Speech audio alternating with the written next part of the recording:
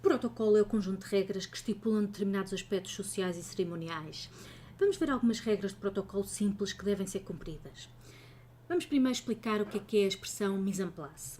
Esta expressão refere-se à colocação das coisas nos seus lugares, ou seja, à disposição dos pratos, dos copos e dos talheres.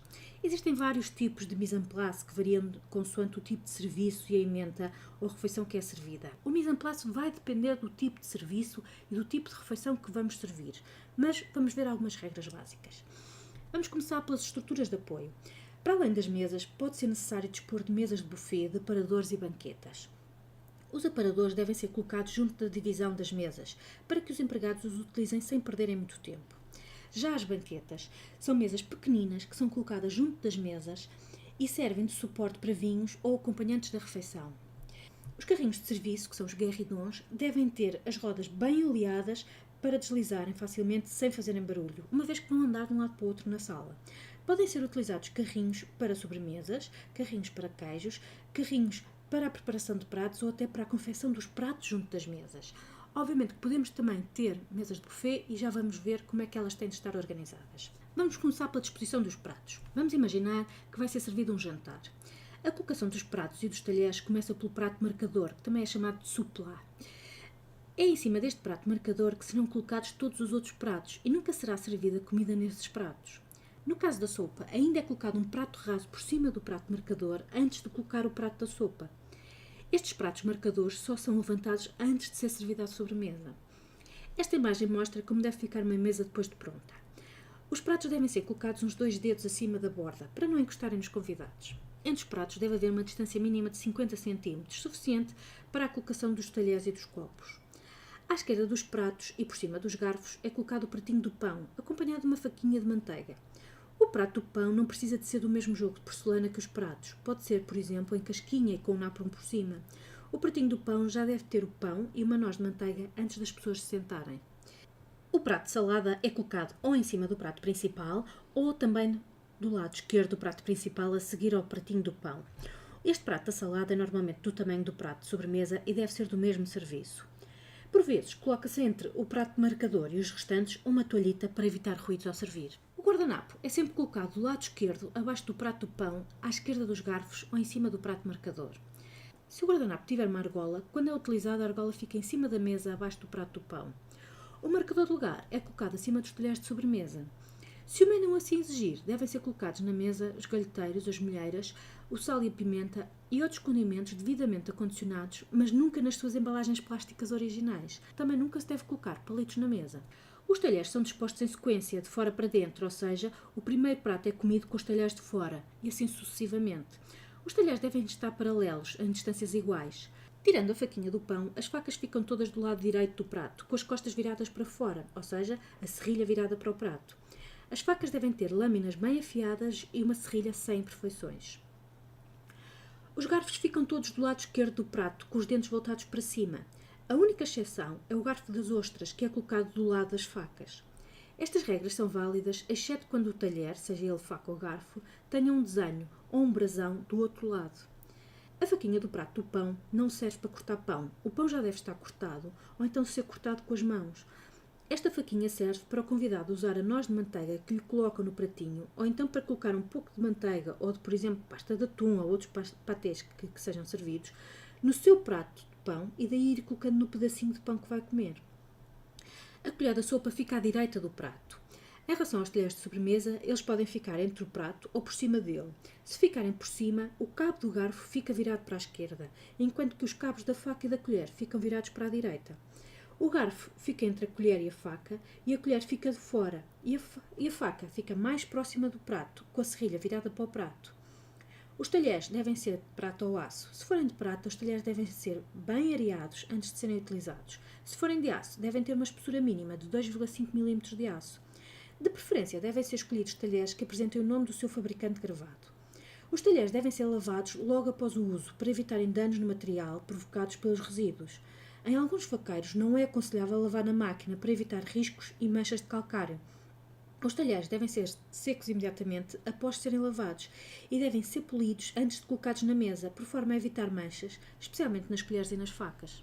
Existem vários tipos de copos, desde a taça de cocktail ao copo de licor, às tulipas, balões para conhaque e sniffers, taças de champanhe grandes e pequenas, flutes, copos de vinho tinto e branco, toddies, copos de galão e canecas, entre muitos outros. Os copos são colocados do lado direito do prato acima das facas. Não se devem colocar dois copos do mesmo tamanho e os copos mais altos devem ficar à esquerda para facilitar o serviço.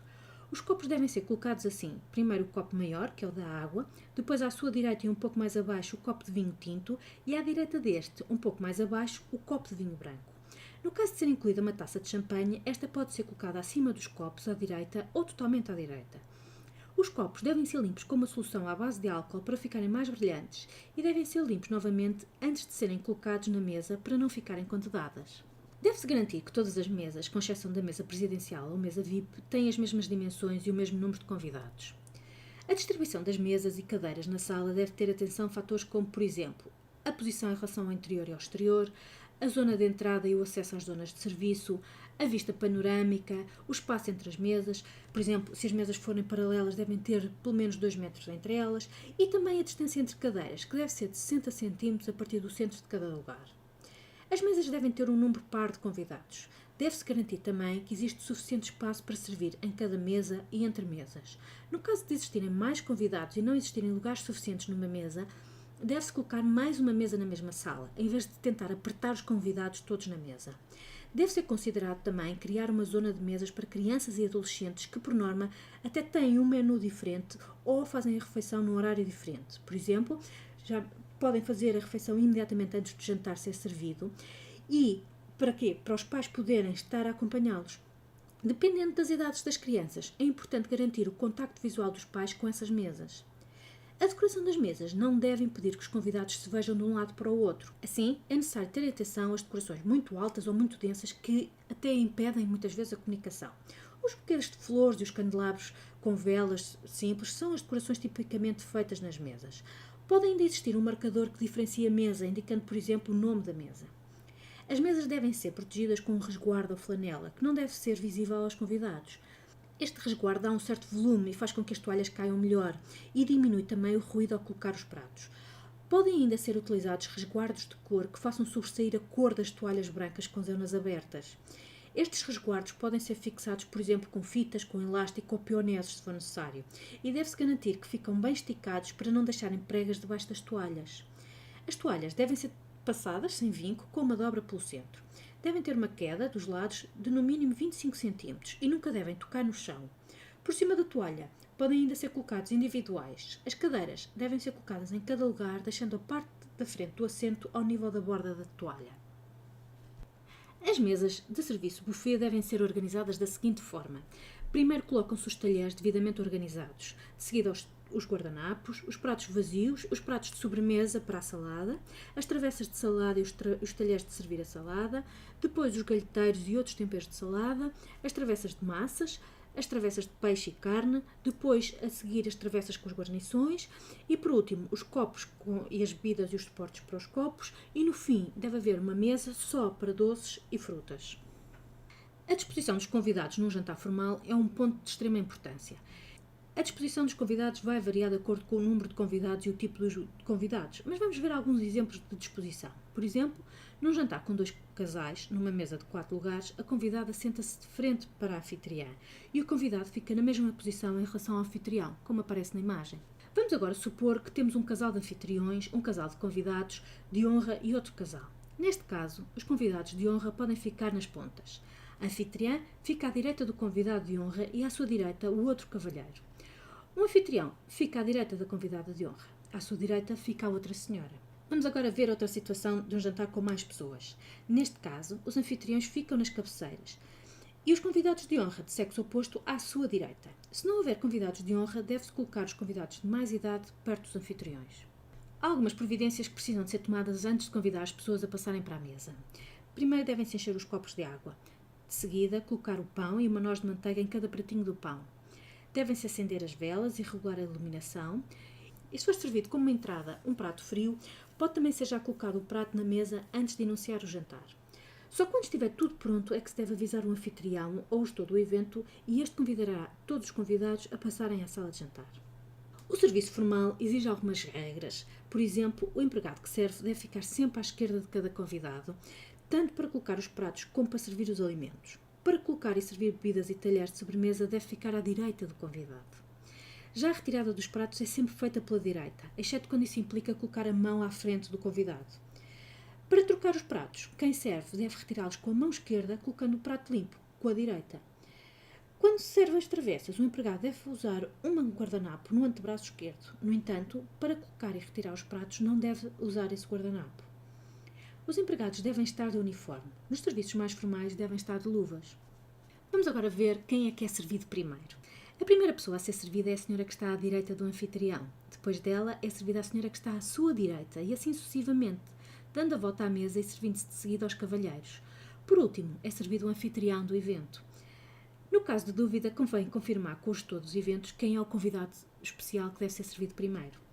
As regras gerais são estas. Servem-se as senhoras antes dos cavalheiros, servem-se as senhoras mais idosas antes das mais jovens, servem-se primeiro as pessoas a quem se quer honrar, o cavalheiro que convida é o último a ser servido, se quem convida é um casal, a senhora é a última das senhoras a ser servida e o homem é o último dos cavalheiros a ser servido. Se for só uma senhora que convida, o empregado deve colocar-lhe se deseja provar os vinhos ou a quem é que ela indica para provar os vinhos. Se tivermos crianças de terra idade ou deficientes, eles têm sempre prioridade sobre os adultos a serem servidos. E os adolescentes é que são servidos depois dos adultos. Em serviços oficiais, quando existe mais do que uma figura ilustre, deve servir em simultâneo a essas pessoas e de seguida servir a pessoa que tem a posição social e hierárquica e a ordem protocolar seguinte. De acordo com o protocolo, os representantes da Igreja são sempre servidos em primeiro lugar, exceto quando o Presidente da República estiver presente, e nesse caso devem ser servidos em simultâneo. Vamos só ver dois casos concretos. Por exemplo, vamos imaginar que temos um casal com 2 filhos, sendo um de 2 anos e o outro de 4. Primeiro vai ser servido o filho, que tem 2 anos, e depois o filho de 4. A seguir é servida a mãe e só no fim o pai. Este é um caso simples. Mas vamos agora ver um mais complexo. Um casal com uma filha de 12 anos, um filho de 4 anos e um casal convidado. Primeiro é servido o filho de 4 anos e depois a senhora convidada. Só depois é servida a senhora que convida e a seguir a sua filha. Em seguida é servido o cavalheiro convidado e depois o cavalheiro que convidou. Simples, não é? Obrigada pela vossa atenção.